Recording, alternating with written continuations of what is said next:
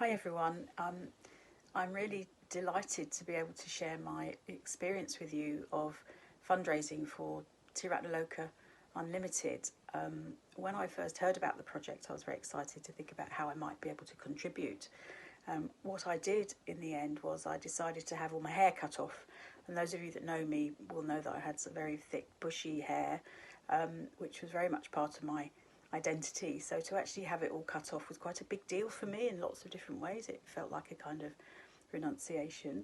I was also aware that a lot of people within the movement, a lot of women have been raising money, and it's been absolutely fantastic. But we've all kind of been asking each other to make donations. So what I wanted to do was look outside of my Buddhist friends, really, and to see whether my non-Buddhist friends would be able to make any contribution at all. So what I realised was, in order for them to be convinced this was something they wanted to do, instead of maybe giving money to, let's say, Cancer Research or the British Heart Foundation, I needed to be able to explain to them what this was all about. And in order for them to understand what it was all about, I really had to summarise it in a way that didn't go on and on and on forever, because explaining what we're doing, explaining the ordination process, I think is quite complex in some ways for people to understand, particularly if they're not already part of Triratna and have an understanding. So for me, it was great to be able to think through my reasons for asking for ordination, but also to explain that to my non-Buddhist friends.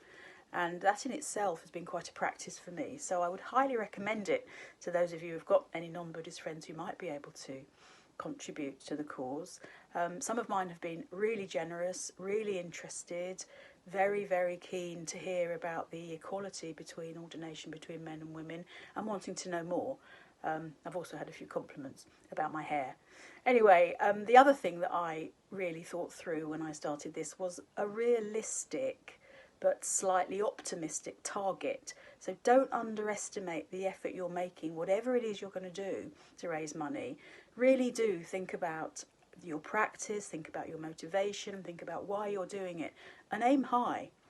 Because even if you don't reach your target, and I haven't quite reached my target, but I'm very, very, very close to it, and also delighted with the amount of money that I've raised. It's not about the money primarily, although of course we do need money for a new centre, but it's very much about a practice, and I would so recommend that people throw themselves into whatever floats your boat, as it were, in terms of what you might like to do to raise some money, and think about asking your non-Buddhist friends too, and what that might look like. Okay, good luck and enjoy it.